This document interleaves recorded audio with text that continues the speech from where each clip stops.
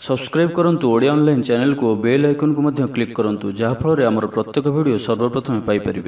Hariom friends, Odia online channel आपको स्वागत। शुभ सकाळ। तो आज आम आपको आपंकर दैनिक राशिफल कहवाक जाऊँ। यही जो राशिफल आम आपको कहवाक जाऊँ यह ग्रह मानकर साधारण गणना जहाँ ज्योतिषशास्त्र में ग्रह मानकर गोचर नाम जना जाए। यह मुख्यतः चंद्रदेवंकर गोचर पर आधारित अटे। तो आज आम आपको मेष ठारू आरंभ कर मीन राशि पर्यंत विस्तार पूर्वक आज राशिफल कहवाक जाऊँ।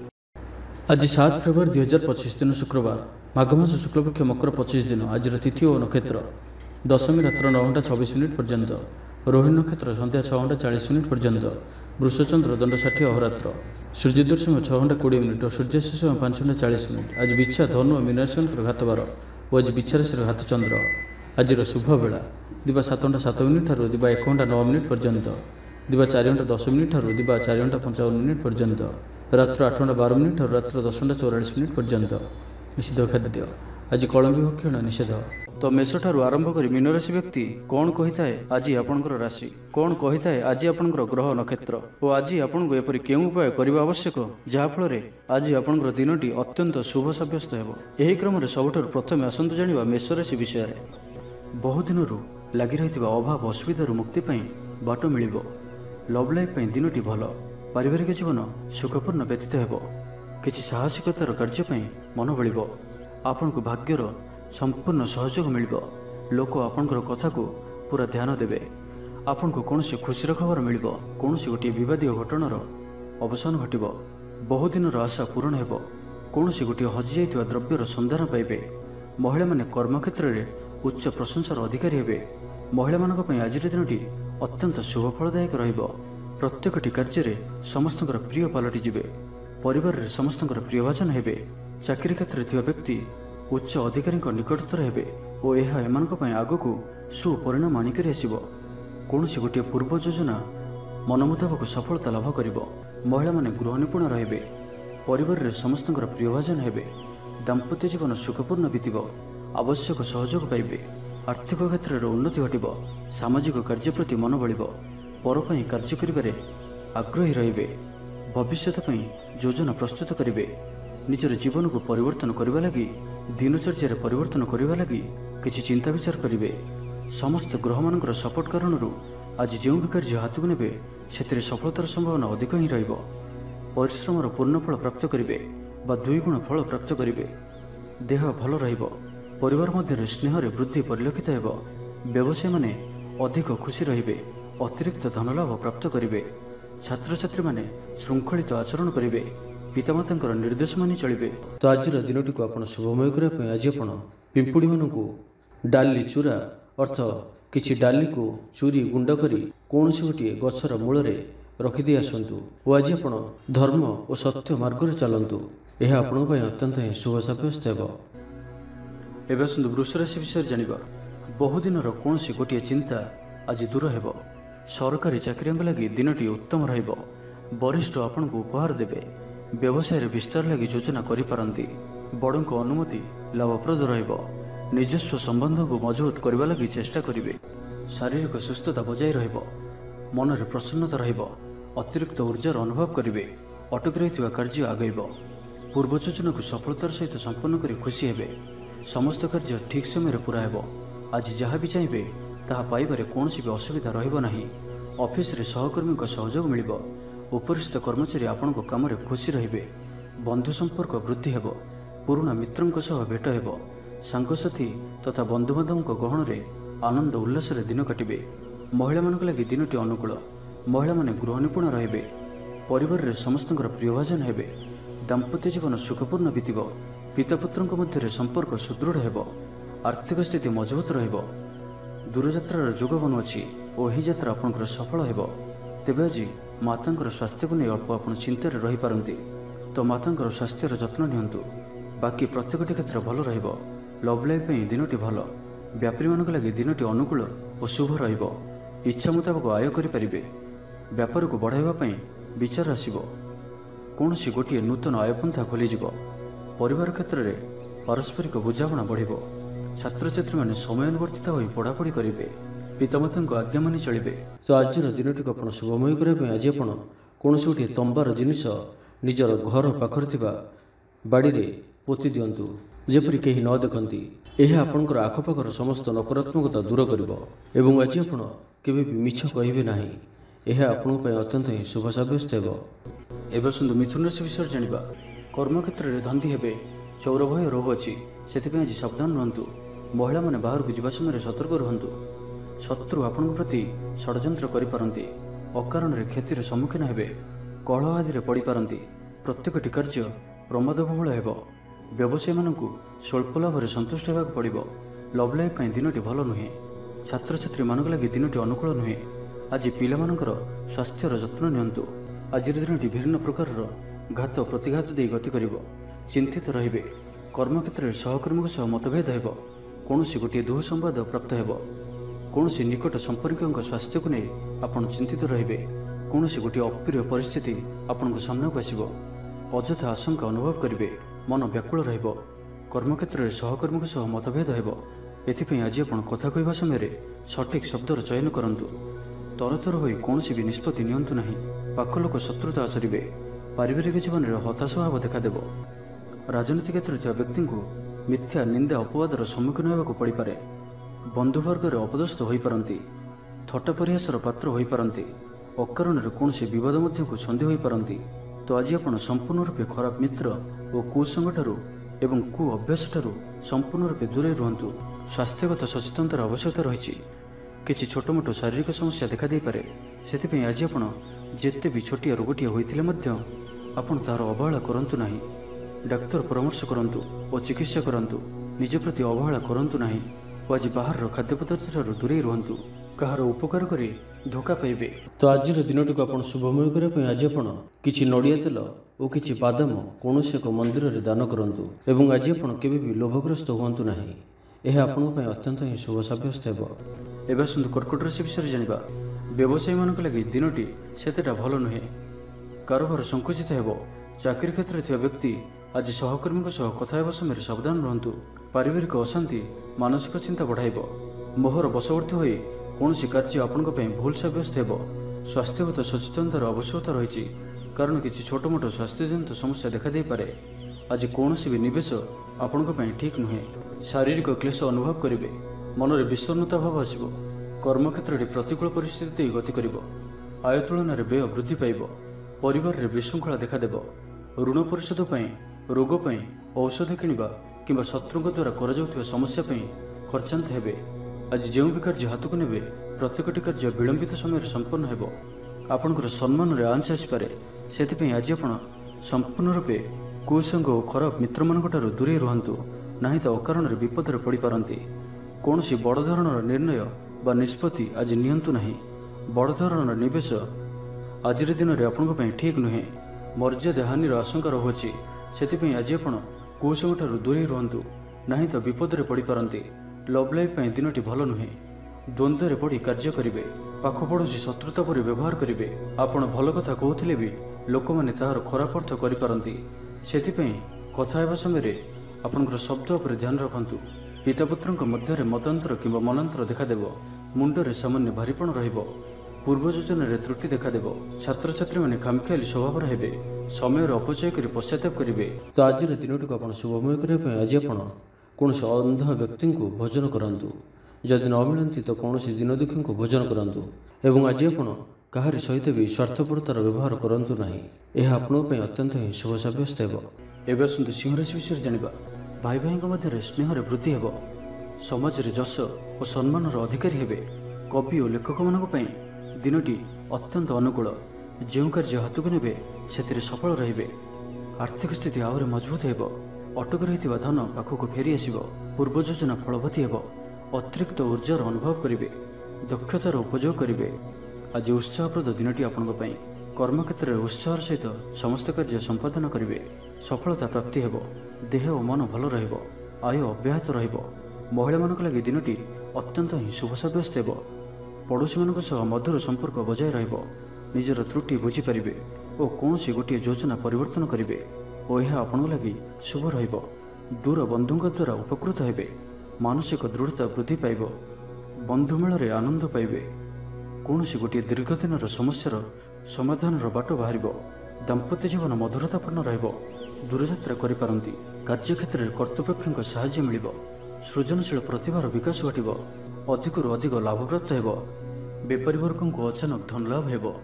ସମ୍ପର୍କୀୟମାନଙ୍କର ଘରକୁ ଯିବା ଆସିବା ଲାଗି ରହିବ। ପରିବାରର ପୂର୍ଣ୍ଣ ସ୍ନେହ ଓ ସହଯୋଗ ପାଇବେ। ମହିଳାମାନଙ୍କ ଲାଗି ଦିନଟି ଅନୁକୂଳ। ମହିଳାମାନେ ଗୃହ ନିପୁଣ ରହିବେ। ପରିବାରରେ ସମସ୍ତଙ୍କର ପ୍ରିୟଭାଜନ ହେବେ। ଦାମ୍ପତ୍ୟ ଜୀବନ ସୁଖପୂର୍ଣ୍ଣ ବିତିବ। ପିତାପୁତ୍ରଙ୍କ ମଧ୍ୟରେ ସମ୍ପର୍କ ସୁଦୃଢ଼ ହେବ।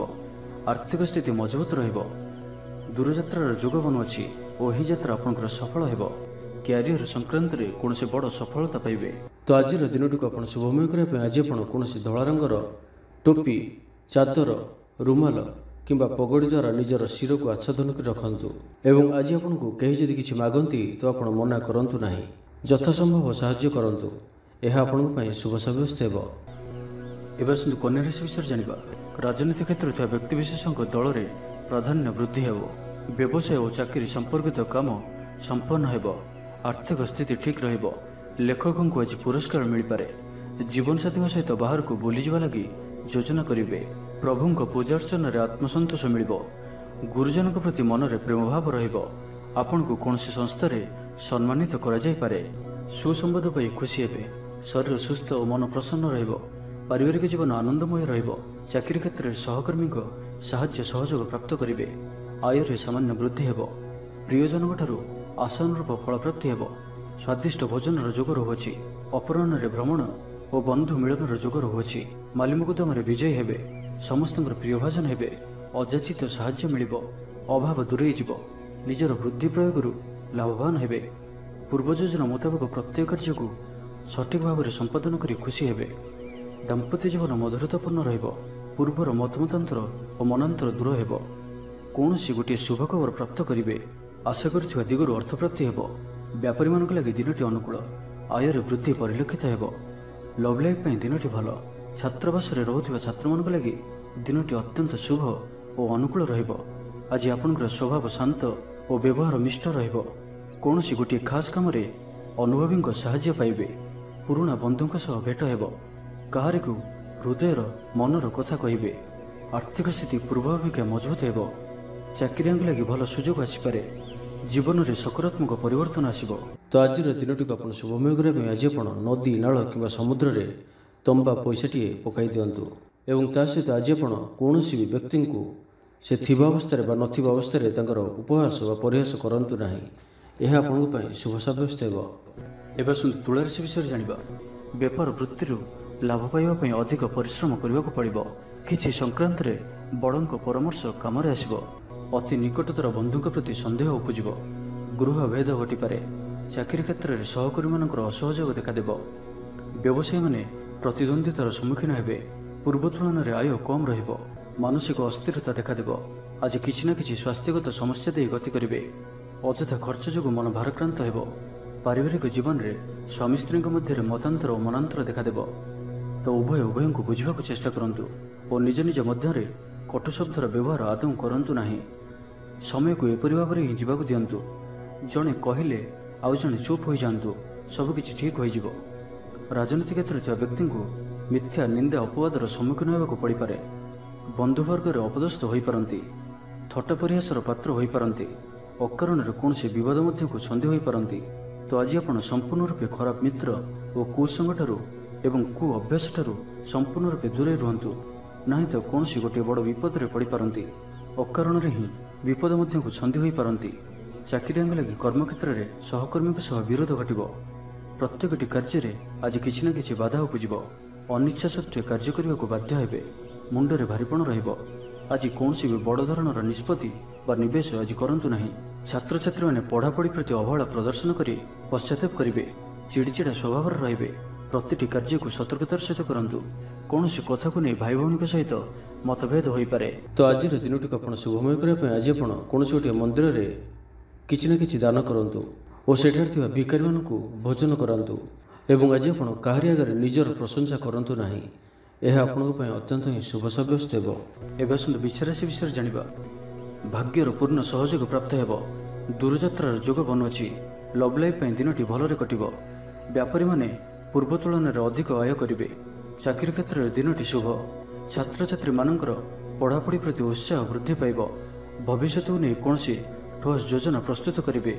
निजर जीवनशैली को परिवर्तन करने लगी चिंता विचार करेंगे। मानसिक और शारीरिक सुस्थता बजाय रहिबो। कौनसी मनोरंजन भित्तिक कार्यक्रम में जोगदेवे। आर्थिक स्थिति सच्छल रहिबो। पाखपड़ोशी किंबा निजर लोकमानक द्वारा किछि सुविधा सुजोग प्राप्त हेबो। अदालत रे चालुथिबा निर्णय आपणकर पक्ष रहिबो। प्रकाशन प्रशासन और सांबादिकता क्षेत्र में थिबा व्यक्ति लगे आज दिनटी अनुकूल और शुभ साब्यस्त हेबो। जमी किणाबिका क्षेत्र में उन्नत मानर लाभ पाइबे। जमी दलाल मानक पई धन लाभर दिनटीए। अटकी रही कार्य आगेब। निर्माण कार्यर अग्रगति देखादेव। परिवार मध्य पारस्परिक बुझामणा रहिबो। दाम्पत्य जीवन में मधुरता बजाय रहिबो। कौनसी गोटे शुभ खबर मन में प्रसन्नता आनीदेव। महिला मानक लगी दिनटी अत्यंत शुभ। महिला माने नूतन गृह उपकरण क्रय करेंगे। कौनसी गोटे खास काम अनुभवी साहाय्य पाइबे। पुराणा बंधुक सह भेट हेबो। काहारी को हृदयर मनर कथा कहिबे। आर्थिक स्थिति पूर्व अपेक्षा मजबूत हेबो। चाकरिया लगी भल सुजोग आसीपारे। जीवन में सकारात्मक परिवर्तन आसिबो। परिवार मध्य हस खुशीर लहर रहिबो। तेज विचार श्री घातचंद्र भोग हेतु प्रति कार्य को सतर्कतार सहित करूँ। जानवाहन चलवा समय सावधान रुहतु। कौन रिस्क न कार्य आज करूँ ना और दूरयात्रा करुले सावधान और सतर्क रुहतु। तो आज दिनटी को आप शुभमय करने आज आप कौन गोटे काली गाई को सबुज घास बा किसी शाग गुड़ा खाइबा दिंतु। एवं आज आप निजर गुप्त कथा काहारी को भी कहतु ना। यह आपण शुभ साब्यस्त हेब। एवं सुनतु धनुराशि विषय जानिबा। संपर्क मानकर घर को जीवा आसवा लगी रहिबो। परिवार पूर्ण स्नेह और सहयोग पाइबे। क्यारियर संक्रांत में कौन से बड़ सफलता पाइबे। जदि आपण काहाको पसंद करछंती तो तांको मनर कथा कहवाई दिनटी भल। ऑफिस रे दिया जाइथिबा काम सहजरे संपन्न करिनेबे। कौन से खुशीर खबर मिलिबो। छात्र छात्री माने सांगसाथी मेल रे मौज मजलिस दिन काटिबे। तो प्रत्येक दृष्टि आज दिनटी आपण लगी भल। कौन से गोटे सुखबर हस्तगत हेबो जहाँकि मन में प्रसन्नता आनीदेव। शरीर सुस्थ और मन प्रसन्न रहिबो। महिला मानक लगी दिनटी अत्यंत शुभ। महिला माने गृहकर्म रे लिप्त रही आत्मतृप्ति लाभ करिवे। पड़ोशी मानक सह संपर्क में सुधार आसिबो। आय और व्यय समान रहिबो। शिल्प वाणिज्य परिवहन व्यवसाय सभा समिति और जमीजमा क्षेत्र में उन्नत मानर फल प्राप्त करेंगे। कोर्ट रे चलुथिबा कौनसी गोटे निर्णय आपणकर पक्ष रहिबो। शत्रु परास्त हेबे। समाज रे जश और ख्यातिर वृद्धि घटिबो। सेवा भाव में उद्वृद्धि हेबो। परोपकार करी खुशी हेबे। द्रव्य लाभ घटिपारे। कथारे लोकंकु बांधि रखिबे। ऐतिह्य कार्य मन बळिबो। ऊर्जावान जनाजिबे। प्रत्येकटी कार्य को उत्साह और आग्रह सहित संपन्न करी खुशी हेबे। परिवार मध्य मतमतांतर दूर हेबो। स्नेह वृद्धि हेबो। दाम्पत्य जीवन मधुरतापूर्ण रहिबो। चाकरिया लगी दिनटी भल। व्यापारी माने व्यापार को उन्नत करने लगी नुआ योजना प्रस्तुत करेंगे। कौन भी क्षेत्र में निवेश आज आपण लगे अत्यंत ही शुभ रहिबो। अधिक अधिक लाभ प्राप्त हेबो। बेपारी वर्ग को अचानक धन लाभ हेबो। तो आज दिनटी को आप शुभमय करने आज आप गोटे धला कपड़े चाउल और मिश्री बांधि बही जाउथिबा जल में भसाई दिंतु। एवं ता सहित आज आप कौन भी एक धर्मस्थान को अवश्य बुली जातु। यह आपण अत्यंत ही शुभ साब्यस्त हेब। एवं मकर राशि विषय जानिबा। पारिवारिक जंजाल बढ़िबो। अजाणत क्षतिग्रस्त हेबे। विचार रे विभ्राट घटिपारे। आज कौन भी निवेश आपण शुभ नुहे। ऑफिस जावा समय जरूरी कागजपत्र नेबा को भूलंतु नाही। व्यवसाय रे भागीदारी सहित जुक्तितर्क होई पारे। आज अଯଥା खर्च वृद्धि अच्छी से खर्च कम करने को चेष्टा करंतु। स्वास्थ्य हेतु समस्या उपजिबो। से आज दिन में स्वास्थ्य को नहीं जगी रखी चलतु। बाहर खाद्य ठारू दूरे रुहतु। कर्मक्षेत्र में उदासीन रहिबे। रोजगार कमिजिबार अनुभव करेंगे। दाम्पत्य जीवन में बुझामणार अभाव परिलक्षित हेबो। राजनैतिक व्यक्तिविशेष निंदा अपवादर शिकार हेबे। कौन से द्रव्य भांगी हजि कि चोरी हेबार संभावना रहुछि। से सावधान रुहतु। महिला माने बाहर को जीवा समय सतर्क रुहतु कारण आज चौर भय रहुछि। विरक्ति बढ़िबा को लागिबो। कौन सी गोटे अଯଥା कथार समय नष्ट कर अनुताप करेंगे। आलस्य वृद्धि हेबो। जो कारण प्रत्येक कार्य विलंब संपादन करेंगे। कर्मक्षेत्र में वातावरण अशांत रहिबो। व्यवसाय लाभ कम रहिबो। प्रतिद्वंदिता बढ़िबा कारण चिंतित रहिबे। थट्टा परिहासर पात्र होई पारंती। अकारण कौन से विवाद मध्य को छंदी होई पारंती। तो आज आप संपूर्ण रूपे खराब मित्र और कुसंग ठारू एवं कु अभ्यास ठारू संपूर्ण रूपे दूरे रुहतु। छात्र छात्री माने समय अपचय करेंगे। कौन से गोटे निर्माणाधीन कार्य बाधा उपजिपारे। ପୂର୍ବ ଯୋଜନାକୁ ଫଳବତୀ କରିବାରେ ବିଫଳ ହେବେ। ଲଭ୍ ଲାଇଫ୍ ପାଇଁ ଦିନଟି ଅନୁକୂଳ ନୁହେଁ। ବିଭିନ୍ନ କାରଣରୁ ମର୍ମାହତ ହୋଇପାରନ୍ତି।